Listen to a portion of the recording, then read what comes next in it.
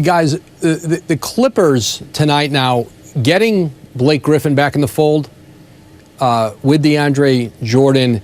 Their focus now over the next couple of days is going to be Danilo Gallinari, Joe Ingles. They'll have meetings with both of those players here. They need some perimeter shooting. They need some more playmaking. That's going to be a focus as they try to reshape this team without Chris Paul. Joe Ingles is such an interesting situation. What do you think is going to happen there? Ingles is a player who, he has found a great role in Utah, and I think especially on a very good team. His ability to make open shots. He shoots the three-pointer real well. This is a player who actually, with the Clippers, what's interesting, they had a chance to have him 3 years ago. He was the last cut of training camp, and Utah picked him up, and he's built, a tremendous career there. From a sort of a middle-aged, middle 20s, late 20s player who had played in, from Australia, who had played in Europe, and is on the verge of a significant payday in this free agency period. He's a player who's going to get $10, $11, $12 million possibly annually with wherever he signs. Woj, don't call mid-20s middle-aged. That's going to make me very sad tonight if you keep doing that. Okay, Brian's got one for you. Woj, the point guard market, it looks like there might be more guys standing than there are chairs because of some stuff that's happened over the last couple of weeks. Where is Kyle Lowry at this point?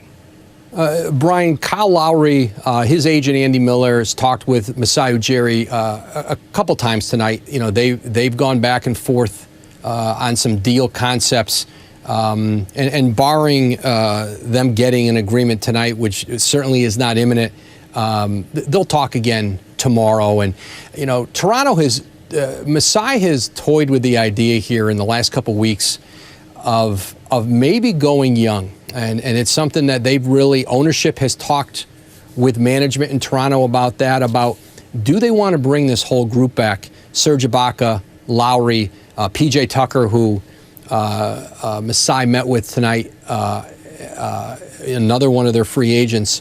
It's a decision as an organization that they've had to make. I think the fact that Paul George left the East and George didn't go to Cleveland, he didn't go to Boston. And all of a sudden, I think Toronto looks at itself again as, let's maybe reboot it again with these guys. But they've got to come to the numbers, whatever those contracts are going to look like, and whatever the length of the deal is going to look like. And I think that's certainly something they're talking about with both Ibaka and Kyle Lowry. How far into the future they're going to go, that's something that they've gone back and forth on. And they're going to continue talking here through the weekend. And we've been talking, too, that, hey, Kyle Lowry maybe got a little bit less expensive, maybe a little bit less leverage about having, I want 5 years. Well, you're not going to get 5 years because there's not that many people who want him. And so maybe that does make you, if you're Masai, say, you know what, we'll bring this group back because it's a lot cheaper to do so and we have to make less of a long-term commitment.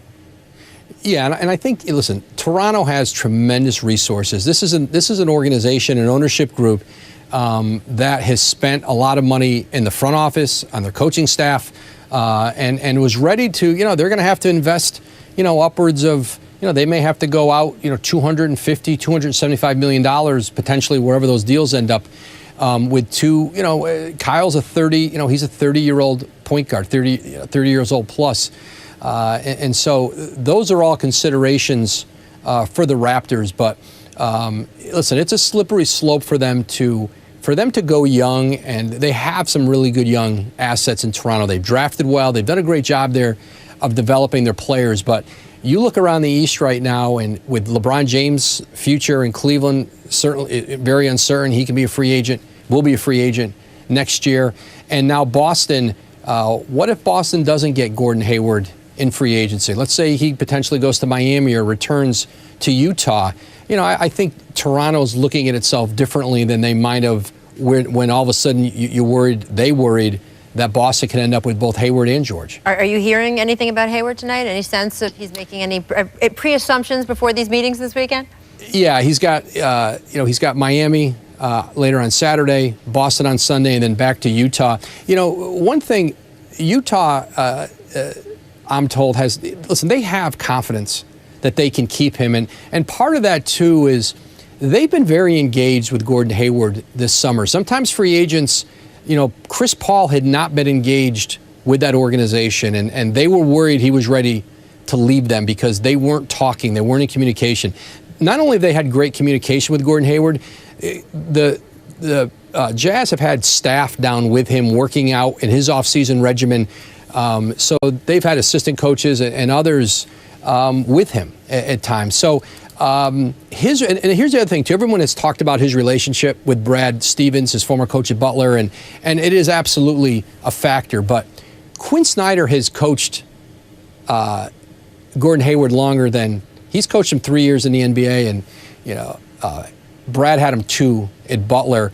He's become an all-star under Quinn Snyder in Utah, and Quinn Snyder has built an offense around Gordon Hayward. Their system is built around him, and it probably is not going to be built around him necessarily in Boston. So Utah feels like they've got a lot of they've got some traction here to be able to be the last one in and to remind him of everything he does have there before Hayward has to make his final decision. All right, so before we let you go, Woj, I have to ask you about the biggest free agent acquisition of the night. How has your entry into ESPN been tonight? Because, 1201, sure, the Thunder got Paul George, but we got Adrian Wojnarowski. Well, it's been a blast. I've had fun. Just finding my way through the building has been the great. I feel like a freshman trying to find like science lab, and I'm walking around. I'm getting stuck in the wrong end of hallways, but I'll figure it out. It's really bad. It's great to be with you guys. Third day, so you should prepare yourself for that. Nobody's going to stuff you in a locker, Adrian. You're good. You're good here. It's totally fine. When you come to LA, our building is a little smaller. We have early drinks here. We eat outside. You're going to love it. It's going to be great. Perfect. Excellent. All right. Well, we will see a lot more of you to come. I know you have a very busy night with your iPhone there. So good luck. We will talk to you soon. Okay, guys. Excellent. And we will go take a quick break, but we are not done yet. Up next, we are talking best fit for some of the biggest names still out there. Believe it or not, there are names still on the board. Come on back and hang out with us.